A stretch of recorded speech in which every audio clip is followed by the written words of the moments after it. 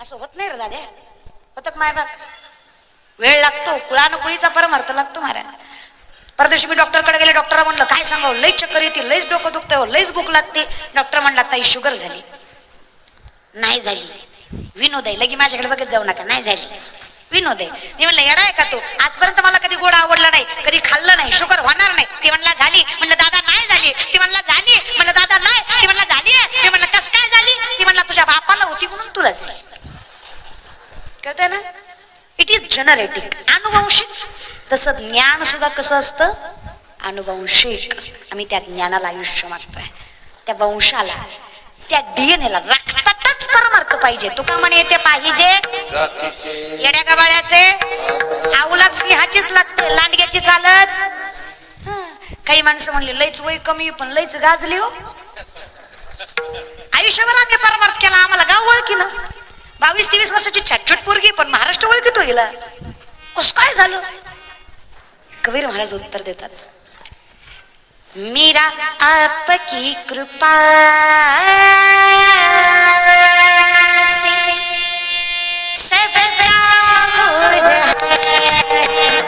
मीरा आपकी कृपा से सब काम हो रहा है.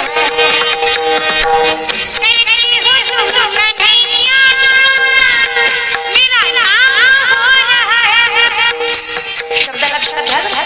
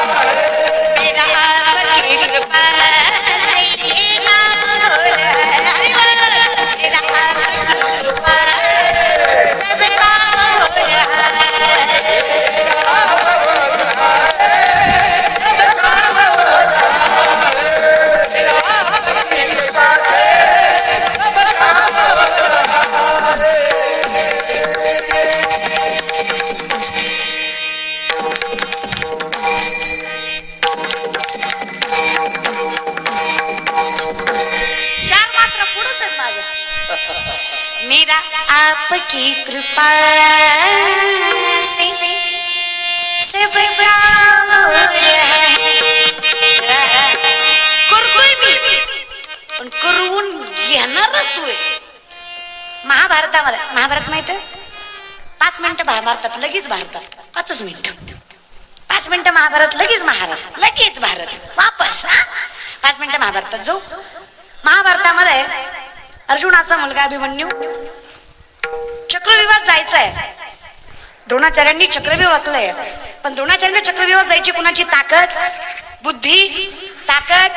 अर्जुनाला दोन्ही आहे, पण अर्जुन गेला तर बाहेर हे युद्ध हरतील.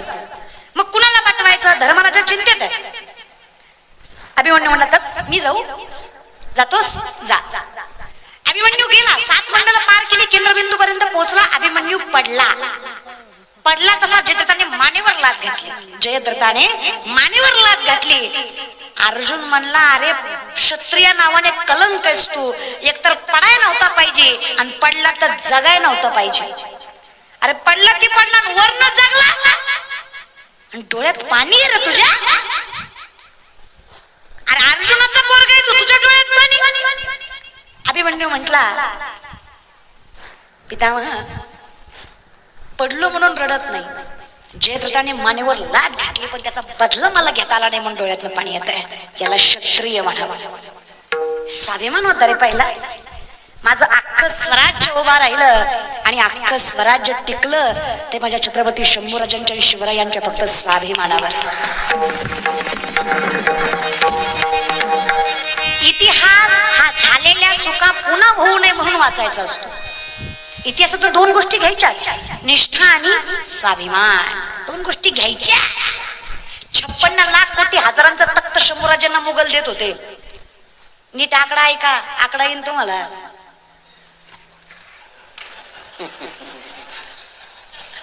खरं विनोद न कळणं हा सगळ्यात मोठा विनोद आहे. विनोद तरी कळावा कीर्तनात, बाकीचं मरू दे रे. 56 लाख कोटी हजारांचा तख्त शंभूराजांना मुघल देत होते. अटी फक्त 3 होत्या. स्वराज्याचा खजिना, कोणी दगा दिला आमच्यातला त्यांची नाव, आणि तिसरं औरंगजेब म्हणतोय शिवा के बच्चे की नजर खूप रही है मेरे नजर में, इसकी नजर उखाड़ लो लेकिन इसको बोलो कि नजर झुका के बात करे. ही तिसरी अट होती. साखळदंडाने मारले माझं शंभूराज तुळापूर तीर्थक्षेत्रावर. साखळदंडाने आजपर्यंत ज्यांनी फक्त जमीन पैशासाठी लाचारी केली ना, त्यांच्याचमुळे फक्त धर्माला कलंक लागला. माझे शंभूराजे मुघलांच्या हातात आहे, त्याचं कारण फक्त कलंक आहे. लक्षात घ्या. तुम्ही आळंदीला गेलाय कधी? आळंदीला ज्ञानोबरायांच्या बोला, गेलायत ना आळंदीला? आळंदीला गेला असाल तर तुळापूर, जर तुम्ही मरकळच्या रस्त्याने कधी गेला तर मग तुळापूरला एकदा जाऊन बघा. समाधी आता आहे. खरं तर इतके तुकडे केले शंभूराजांचं आहे की समाधी वगैरे म्हणता येणार नाही. पण आजही मी तुम्हाला एक सांगते, धर्मभेदांसाठी कधी महापुरुषांना वापरू नका. हा धर्म तो धर्म तो धर्म, यांचे शंभूराजे त्यांचे शिवराय नका वापरू. लेख आहे म्हणून सांगते. इथे धर्म फक्त एकच आहे, ती म्हणजे माणुसकी, आणि जात फक्त एकच आहे, तो म्हणजे स्वधर्म. एवढंच जपा, एवढंच कर. आयुष्यात इतकं अवघड झालं ना महाराज, मला वाईट वाटतं. मी इतिहास कुणाला सांगते? 500 हजारावर मतदान करणाऱ्या जाती आपल्याला इतिहास कळणार आहे का? कधी कधी जे आपल्यासाठी मेले का, ते बिचारे वर बसून विचार करत असतील. ते म्हणत असतील, यहाँ कोई मरे वोटो के लिए तो कोई मरे नोटो के लिए. भगत सिंग सुखदेव भी सोचते होंगे हम भी मरे किन हरामजादों के लिए. मेलो तरी कुणासाठी बाबा? यांच्यासाठी. अरे कुणा? अरे आमच्या देशात हजाराचं बंडल ज्याच्या खिशात त्याचंच नाव दारिद्र्य रेषात. करा परमार्थन, करा पंढरीच्या वाऱ्या. अरे आम्ही एवढे प्रामाणिक लोक आहे, आमच्यामुळे रस्त्यावरच्या पानपोईवरचा ग्लास साखळीला बांधावा लागतो. कळलं? त्यालाच कळलं. अरे किराणा दुकानदाराचा पेन सुतळीनं बांधलेला असतो, त्याला माहितीये गावला इमानदार आहे. सही आहे ना त्याला, साहेब केला रे आम्ही, सही आहे ना त्याला. 15 ऑगस्ट सरपंचाला बोलवलं, राष्ट्रगीत पाठ नाही त्याला, हया करून उभं राहिलं. मास्तर म्हणला साहेब झेंड्याची दुरी वाढा. साहेबांना अशी दुरी वाढली, झेंडा खाली, साहेब वर गेला. लोक म्हणजे राष्ट्रध्वज चुकला नाही. थोडं डोळे उघडीच झाले मायबाप. आपल्या हातात आहे रे, आपल्या हातात आहे. फक्त लाचारी नाही केली पाहिजे. आजपर्यंत ज्यांनी लाचारी केली त्यांच्यामुळे कलंक लागला बघा. स्वतःच्याच लोकांच्या दगामुळे शंभूराजे मुघलांच्या हातात आहे. साखळदंडाने मारले माझ्या राजा. अरे झाडाच्या साडी काढतात तशा अंगाच्या साडी काढल्या. रक्ताच्या डोहाच्या डोहांगावरनं वाहत होते. झालेल्या जखमेला त्रास व्हावा म्हणून तिकटाची मिठाची चोळ माझ्या राजाच्या अंगावर केली जात होती. रोज एक अवयव कापला, पायाची बोट, हाताची बोट, कानाचा तुकडा, जिभेचा तुकडा मारला माझ्या राजाचा. अरे जीवापेक्षा जास्त हाल केले तरी नजर झुकत नाहीये. औरंगजेबाला त्रास होतोय, सांगतोय सेनापतीला एक काम कर, तलब ती खंजीर उसके नजर में खोप दो, ते नजर नहीं कैसा झुकाता. महाराज तो उभा असलेला राजा धर्माचं पालन करतोय आणि सैनिक त्याला सांगतात, शंभूराजे बात मान लो, जिंदगी से हाथ बाबा इकडो. अरे जीव राहिलायच किती, काय ऐकायचंय? नजर झुका के बात करो इस सल्तनत को, इस शहनशाह की सल्तनत को नजर झुका के मुजरा करो. छाती पकवली, नजर वर केली, वर मान करून सांगितलं माझ्या राजाने, अरे काय मारायचं ते मार, काय जीवाची लाईलाई करायची ते कर. जोपर्यंत अंगात शेवटच्या रक्ताचा थेंब आहे, जोपर्यंत श्वासात श्वास आहे, तोपर्यंत हा शिवाचा छावा तुझ्यासारख्या हलकट कुत्र्यासमोर नजर झुकवणार नाही. याला इतिहास, हा इतिहास आहे माझ्या मातीचा. मग वाईट वाटतं जेव्हा आम्ही कॉटरीवरून कोंबडीवर मतदान करतो. वाईट वाटतं महाराज बरं का. स्वाभिमान घाण ठेवतो आम्ही. वाईट वाटतं रे जेव्हा माझी पोरं दुसऱ्याच्या हाताखाली काम करतात ना, तेव्हा वाईट वाटतं मला. पोरं लाचारी करतात तेव्हा वाईट वाटतं मला. अरे किती लाचारी. क्लर्कच्या नोकरीसाठी 1000 पोरांनी फॉर्म भरला. त्यात एक पोरगा कसा बसा क्लर्क झाला. गार्डनची नोकरी होती. तोपर्यंत तिकडला साहेब आला, म्हणला नका नका नोकरी देऊ नका ह्याला, आपल्या गार्डन मधला गुरीला मेलाय. आता लोक काय बघायला येणार. ते म्हणला गुरीला होतो पण नोकरी द्या. गुरीला झालं ते पोरग पैशासाठी. केळ बघू बघू नाचायचं. एके दिवशी त्याच्याच कॉलेजची पोरं पोरी गार्डन बघायला आले. हे वर्ण गुरीला होता पण आतून पोरग होतं ना. जुन्या काळात त्यातलीच एखादी पोरगी ह्याला आवडत असावी. तिच्याकडे बघून ते इतकं नाचलं नाचत नाचत वाघाच्या पिंजऱ्यात गेलो. पोरगी गेल्यावर त्याला कळलं आपण मृत्यूच्या दारात आहे. ती म्हणला नोकरी गेली तरी चालन, जीव वाचला पाहिजे. सर सलामत पगडी बचास लागला. वाचवा वाचवा वाचवा वाचवा. म्हणजे आवाज कुठून यायलाय. ह्याचा आवाज ऐकून वाघही जागा झाला. पळत पळत त्याच्या अंगावर आला आणि त्याच्या हातावर हात टाकून म्हणला गपय तुझी बी नोकरी जाईल आणि माझी बी जाईल. इथं BSc करणारा गोरीला होता आणि MSc करणारा वाघ होता. ही अवस्था आहे आमच्या देशाची. हा विनंती तरुण मंडळी, शास्त्र सांगतं आपलं उद्यमेन ही सिद्धंती कार्यानी न मनोरथ है नाही सुप्तस्य सिंहस्य प्रविशंती मुखे मृगः. झोपलेल्या सिंहाच्या तोंडात स्वतःहून कधीच हरिण जात नाही. कष्ट न करता कुणाचाच बाप देत नाही. मनगटात कष्ट करायची ताकद असावी.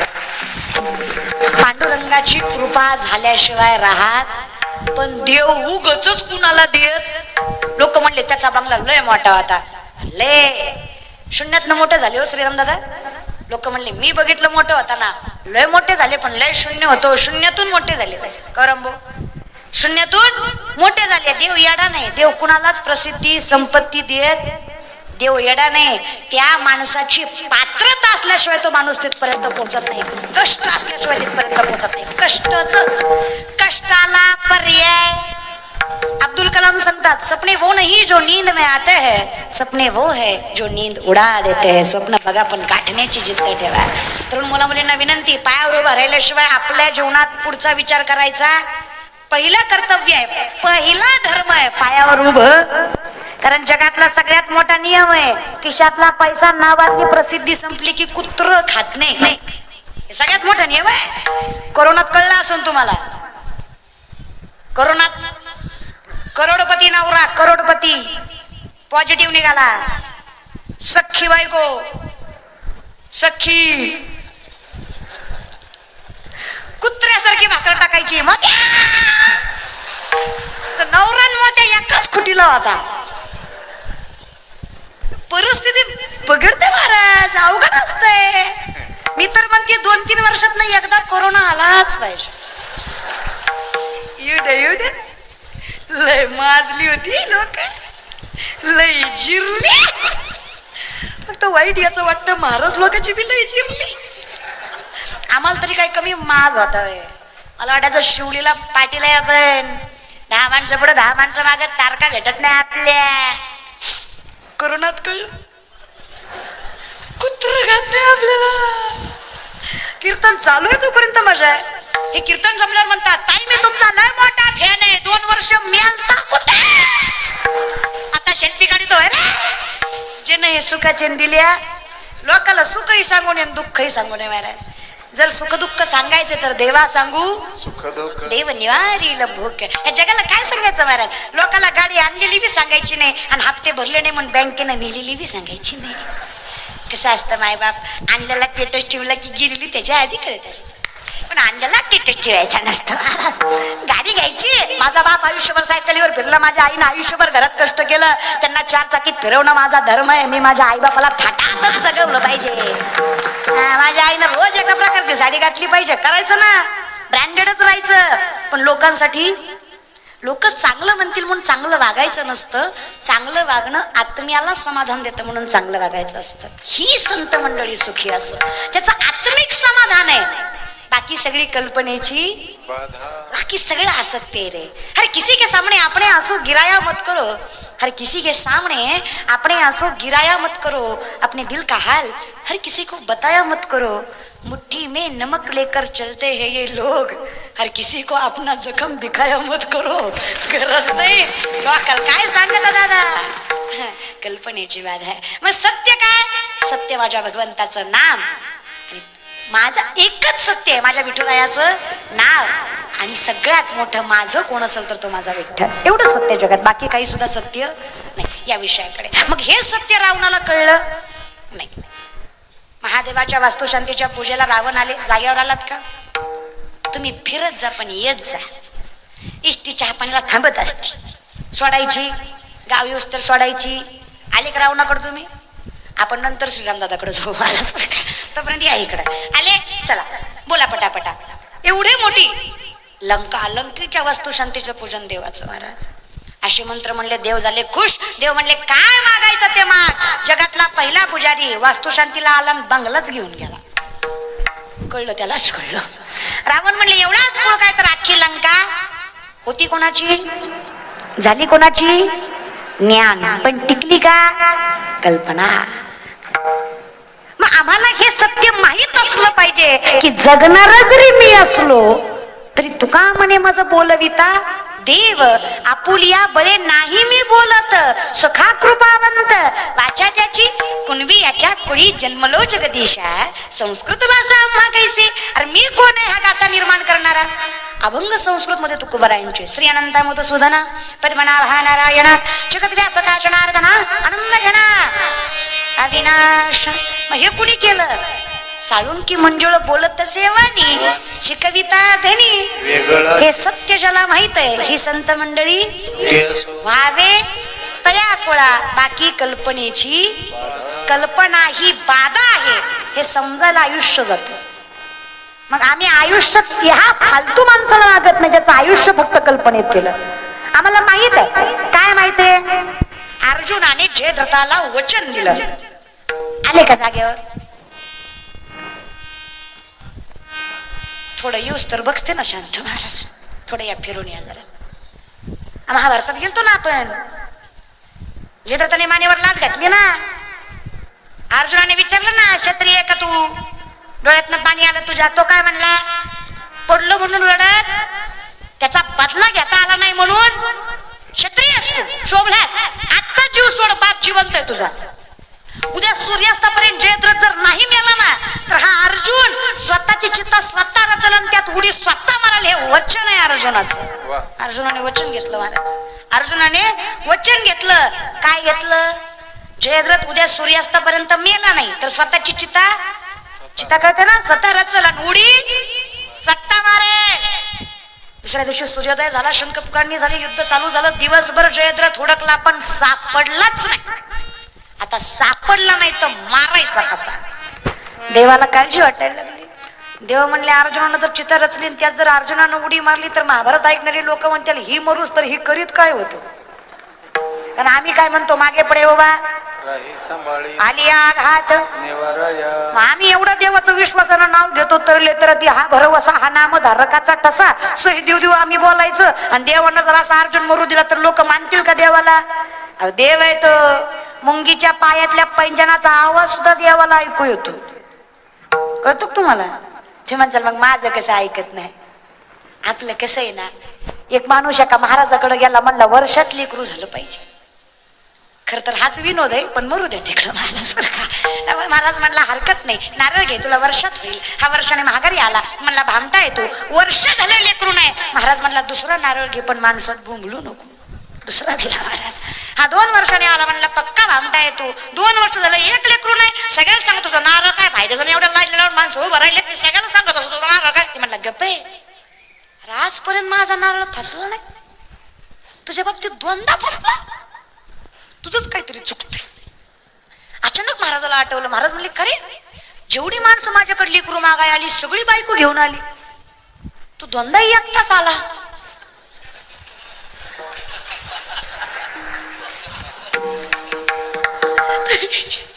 तुझी बायको कुठे आहे? ती म्हणलं लग्न नाही. तुम्हीच सांगा रावेरचे मायबाप किती नारळ दिल्यावर लेकरू होईल. मग मी सांगते किती भजन केल्यावर देव भेटल. त्रिवेणी संगमी औचित्य नाही ना मी द्वैताची झाडणी आणि तया कायची कीर्तन द्वैत कल्पना आलं का तिथंच. असत्य जगणारी माणसं खोट्या गुरुचं ऐकणारी माणसं ह्यांना देव भेटणार आहे का? ह्यांना कीर्तन कळणार आहे का?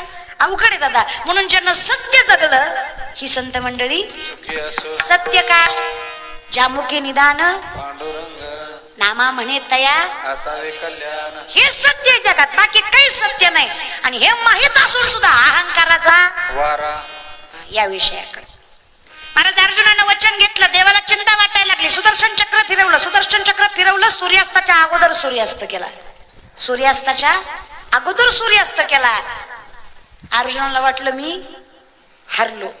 चिता रचली उडी मारणार. देव म्हणले आपल्या हिंदू धर्माचा नियम आहे आम्ही जातो आमच्या त्याच्या आधी आमचा राम राम घ्यावा हा ना. आम्ही जायच्या आधी राम राम राम राम करायचा. तर माझ्या काही फक्त पुढंच माणसं आहेत का चौ बाजूनं माणसं आहेत. अर्जुनाच्या चौ बाजूनं माणसं होते. मग राम राम करायचं म्हणल्यावर घालील न टांगण वंदिन चरण.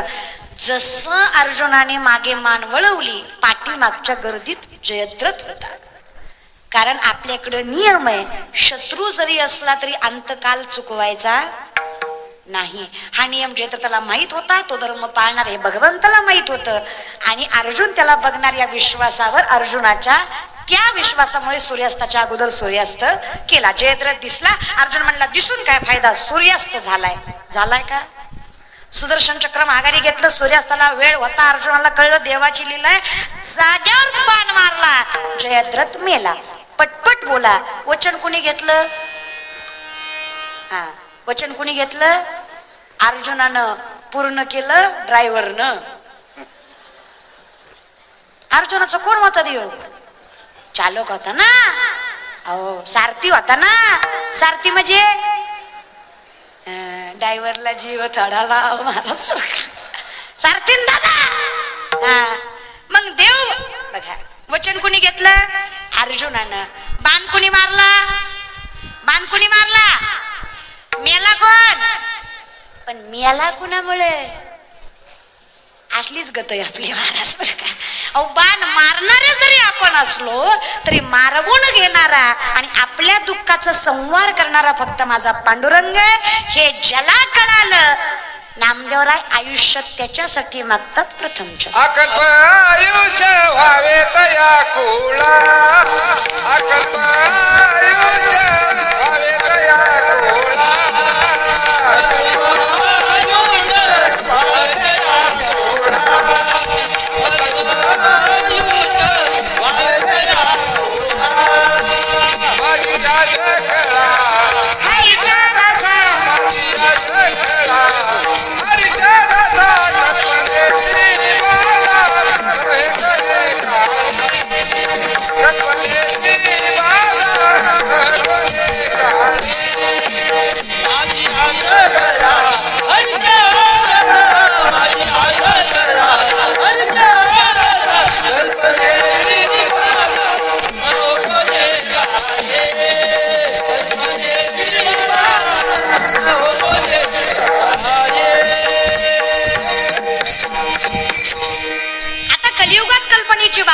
म्हणजे कसं आहे ना महाराज आमच्याकडे जी लोक देवाला मानतात ती मूर्ख आहेत. जी मानत नाही ती शहाणी आहेत.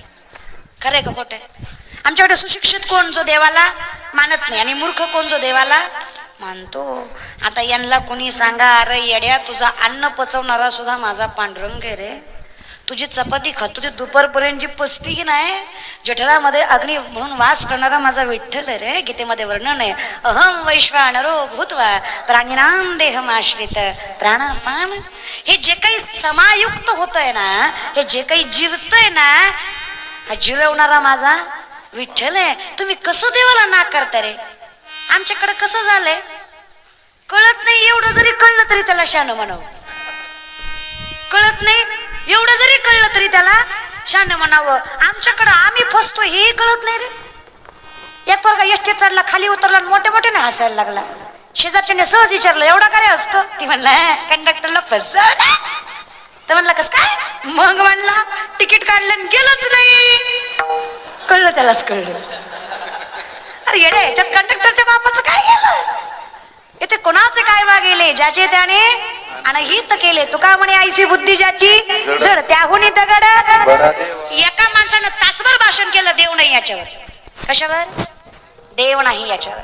तासानं मीही त्याला म्हणलं, दादा काय सुंदर बोललात हो तुम्ही, काय पटवून सांगितलं समाजाला. अहो मला सुद्धा पटलं कीर्तनकार असून देव नाही. काय ती बोलण्याची धमक, काय ती अमोघवाणी, काय ती वाक्यरचना, काय ती शब्दफेक. वा काय तो अभ्यास, वा वा वा वा. अहो पण दादा एवढं भारी बोलाय तुम्हाला जमलं कसं? ती म्हणला देवाची कृपा. अरे येड्या, तू तासभर देव नाही म्हणून बोंबलला. देव म्हणजे नेमकं काय? कल्पनेला देव समजू नका. सर्वा घटी राम सूर्यप्रकाशक भरला घनदाट. देव कधीच दिसत नाही. मायबाप, देव कधीच दिसत नाही. दिसते ती कल्पना आहे. भगवंताला कुठलं स्वरूप नाहीये, निर्गुण निराकार आहे. रंग नाही, देवाला कुठलंच रंगरूप नाहीये. ही सगळी कल्पना आहे. देव कधीच दिसत नाही मायबाप. देव बघायची गोष्ट नाही, देव अनुभवायची गोष्ट आहे. देव दिसत नसतो, देव असतो. मग देव कसा मानायचा? शंकराचार्य वर्णन करतात. करारविंदे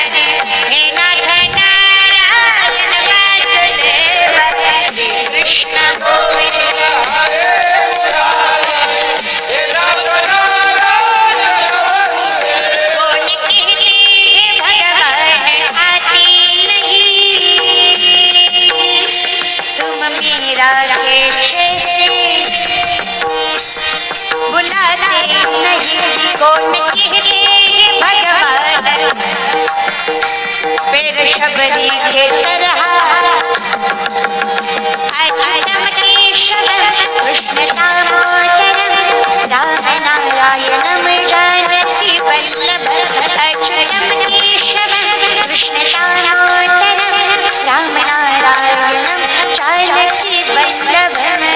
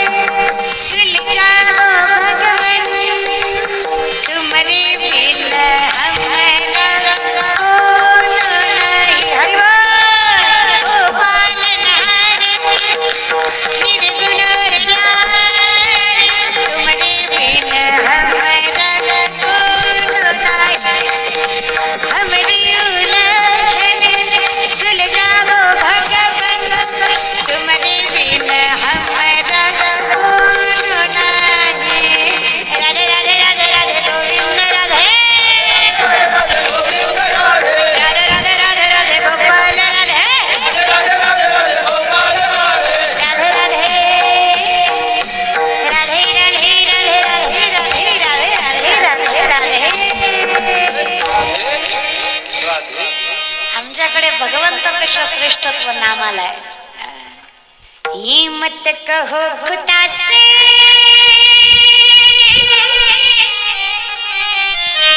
मेरी मुश्किलें बड़ी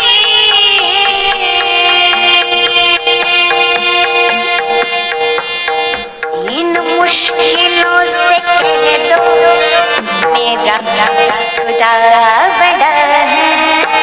अरे सांगा त्या त्रासाला, जगाचा बाप माझ्या पाठीशी, कोणाची हिम्मत नाही माझ्या प्रगती रोखायची, कारण माझ्या मनगटात ताकद आहे. कर्म सत्य आहे ना, घाबरू नका रे. आपल्या कमीपणाचा सुद्धा मोठेपणा करता आला पाहिजे. कमीपणाला कमीपणा समजायचं नाही कधी. आमच्या वर्गात एक पोरग आहे, बोबड बोलत ते. सरांनी त्याला प्रश्न विचारला, मी लॉच्या सेकंड इयरला.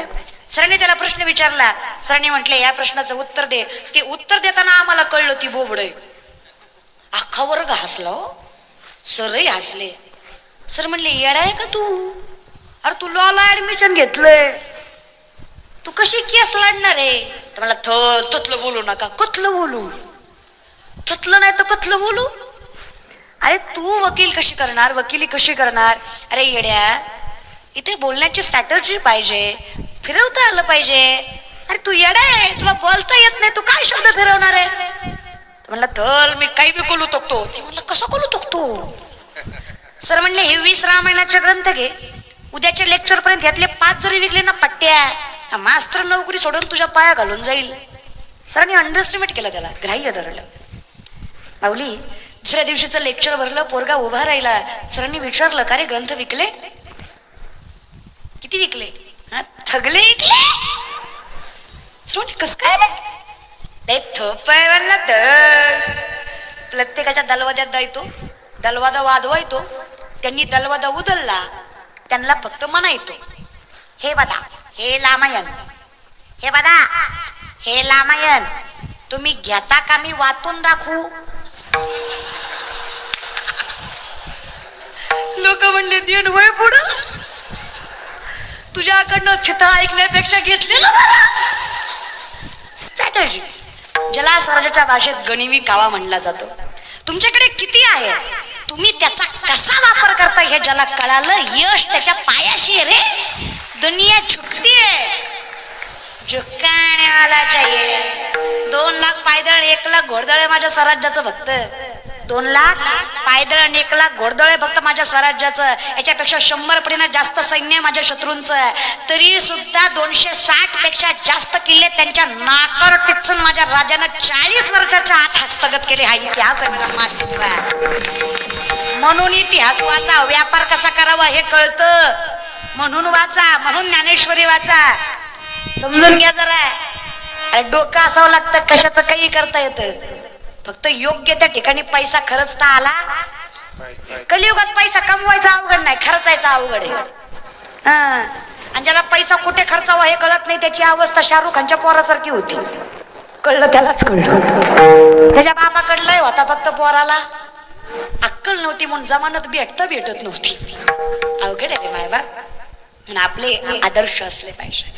महाराज ही कूस इतकी पावन आहे ना, हे कुळ इतकं पावन आहे ना, भाग्यवान समजते मी स्वतःला. एवढे उपकारी समजते मी. ज्ञानोबा तुकोबारांचे, जनाई मुक्ताईंचे, नामदेवराय नाथबाबांचे एवढे उपकार समजते स्वतःवर मायबाप. आज मी माणूस आहे याची जाणीव फक्त मला संतांमुळे झाली, नाही तर आजपर्यंत मी माणूस आहे याची सुद्धा जाणीव मला झाली नसती. ज्ञानोबारांची, ज्ञानेश्वरी तुकोबारांचा गाथा नसताना तर मी माणूस आहे याची सुद्धा मला आजपर्यंत जाणीव झाली नसते. एवढे उपकार माझ्या संतांचं माझ्यावर आहे. ज्ञानेश्वरी वाचा, आयुष्यात एकदा तरी ज्ञानेश्वरी वाचा. काही माणसं म्हणतात कळत नाही, नाही कळली तरी वाचा.